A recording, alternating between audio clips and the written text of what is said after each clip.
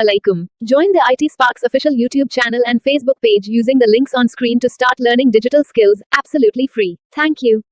बिस्मिल्लाहिर्रहमानिर्रहीम। अस्सलामु अलैकुम dear learners, IT sparks official में हम आपको खुशामदीद कहते हैं। आज के लेक्चर में हम माइक्रोसॉफ्ट वर्ड का इंटरफेस डिस्कस करेंगे। तो चलिए स्क्रीन की तरफ चलते हैं। जी तो डियर लर्नर, जब आप माइक्रोसॉफ्ट वर्ड को ओपन करते हैं उसके आइकन पर क्लिक करते हैं। इससे पहले वाले लेक्चर्स में हमने माइक्रोसॉफ्ट वर्ड को ओपन करने के तरीक़ों को डिटेल से पढ़ा कि माइक्रोसॉफ्ट वर्ड को किन किन तरीक़ों से आप ओपन कर सकते हैं। आज के लेक्चर में हम माइक्रोसॉफ्ट वर्ड का इंटरफेस पढ़ेंगे कि माइक्रोसॉफ्ट वर्ड के इंटरफेस में क्या क्या ऑप्शंस होती हैं, कौन कौन से बटन मौजूद होते हैं और किस तरह माइक्रोसॉफ्ट वर्ड में आप काम को शुरू कर सकते हैं, काम का स्टार्ट ले सकते हैं। तो जब भी आप माइक्रोसॉफ्ट वर्ड को ओपन करते हैं आपके सामने इस तरह की एक इंटरफेस ओपन हो जाती है। इसमें आप ब्लैंक डॉक्यूमेंट पर क्लिक करें हैं। तो डियर लर्नर्स, आपके सामने इस तरह माइक्रोसॉफ्ट वर्ड का इंटरफेस जो है वो ओपन हो जाता है। ठीक है, अब हम इसको स्टेप बाय स्टेप पढ़ेंगे। सबसे पहले आती हैं टाइटल बार। ठीक है, जहाँ पर इस डॉक्यूमेंट का नाम लिखा होता है। ये देखिए डॉक्यूमेंट 1, चूँकि हमारा पहला डॉक्यूमेंट है इसलिए माइक्रोसॉफ्ट वर्ड ने ख़ुद अपनी तरफ से इसको एक नाम दिया जिसको डॉक्यूमेंट 1 भी कहते हैं।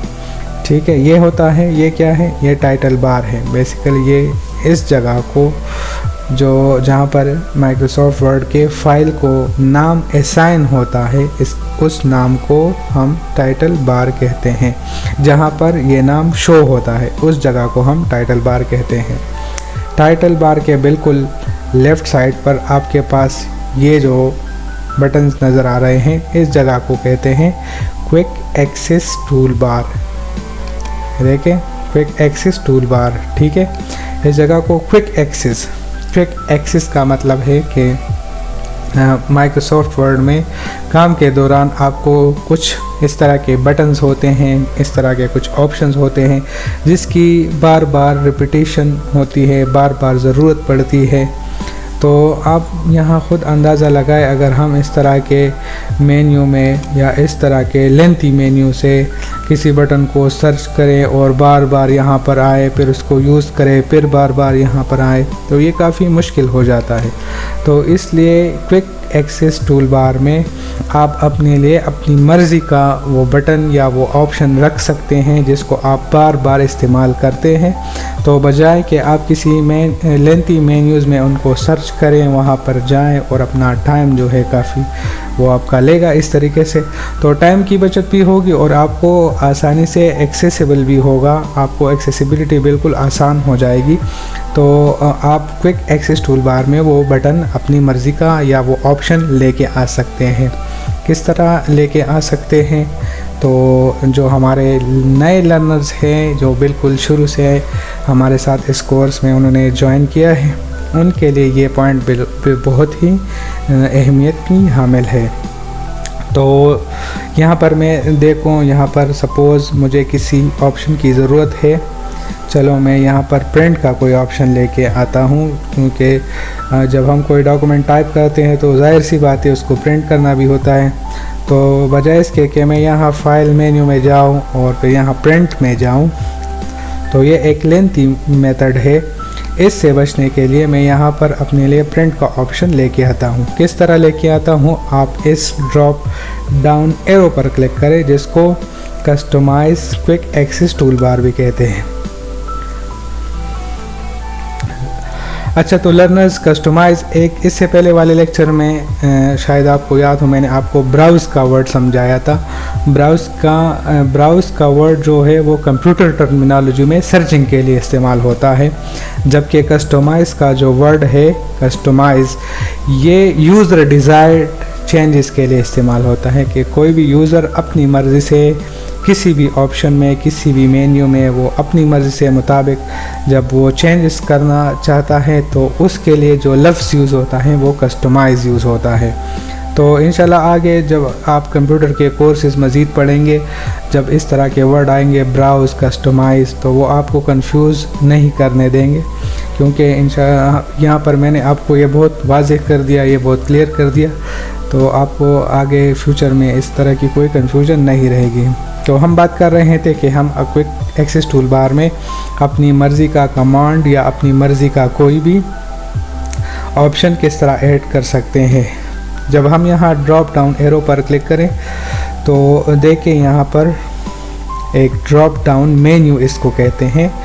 मेन्यू आप होटल में गए होंगे, आपने खाना भी खाया होगा, ठीक है। तो जब आप किसी भी होटल में जाते हैं तो वहाँ पर सबसे पहले मेन्यू का आप पूछते हैं कि जी आज के मेन्यू में क्या क्या चीज़ें हैं, और उसके जो भी आइटम अवेलेबल होते हैं उसके राइट साइड पर उसके प्राइसेस, उसकी क्वांटिटी वगैरह लिखी होती है। तो कंप्यूटर में भी इस तरह मेन्यूज़ होते हैं। जब आप किसी बटन, किसी ऑप्शन पर क्लिक करते हैं तो मेन्यूज़ ओपन हो जाते हैं। वो आपको बताता है, आपसे पूछता है एक तरीके से कि आपको क्या काम करना है, ठीक है। तो जब हम क्विक एक्सेस टूल बार के ड्रॉप डाउन एरो पर क्लिक करते हैं तो हमारे सामने इस तरह की एक ड्रॉप डाउन मेन्यू ओपन हो जाती है। अब यहाँ आप मोर कमांड्स के ऑप्शन को क्लिक करें, फिर मज़ीद आपके सामने इस तरह की दो और जो मेन्यूज़ है वो ओपन हो जाएगी। तो अब मुझे चाहिए कौन सी प्रिंट चाहिए मुझे, ठीक है। तो मैं इसमें सर्च करता हूँ कि प्रिंट का ऑप्शन ये है क्विक प्रिंट, ठीक है। क्विक प्रिंट को मैंने क्लिक किया और ऐड के बटन को क्लिक किया और उसके बाद मैंने ओके कर दिया। तो ये देखें अब अगर मैं चाहता हूँ कि मैंने अपने डॉक्यूमेंट में काम कंप्लीट किया और अब मैं इसको प्रिंट करना चाहता हूँ, तो जैसे ही मैं प्रिंट पर क्लिक करूँगा तो ये देखें,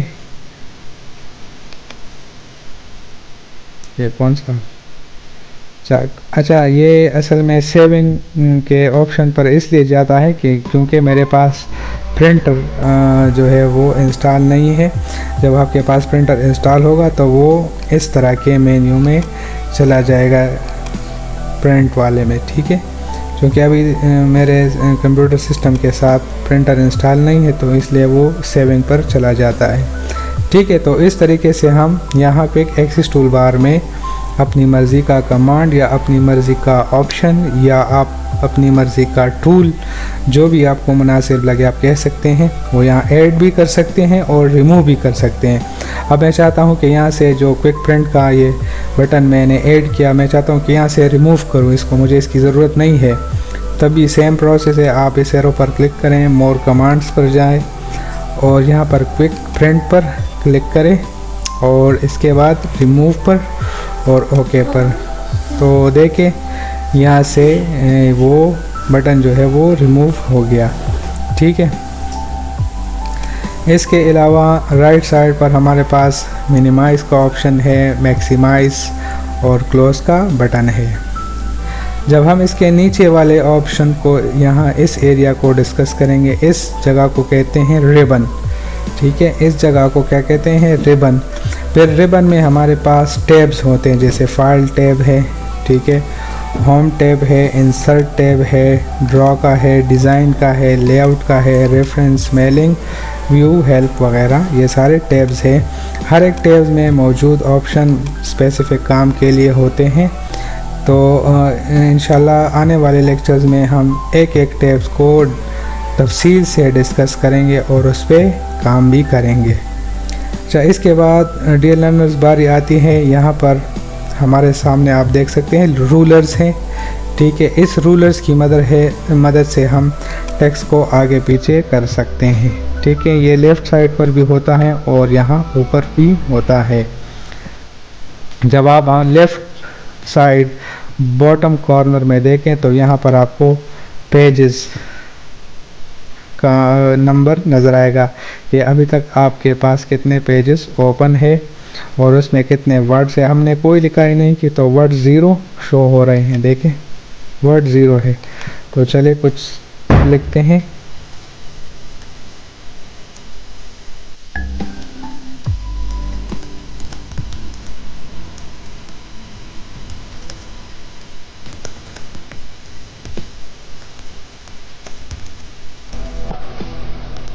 ठीक है।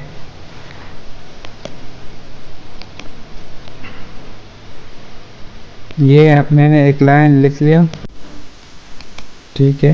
ये देखिए कि वर्ड्स की तादाद कितनी हो गई, 13।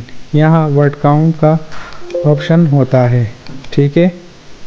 इसके अलावा अगर राइट साइड पर देखें तो यहाँ पर हमारे पास पेज व्यू है, रीडिंग मोड है और प्रिंट लेआउट है और इसके अलावा वेब लेआउट है, ठीक है।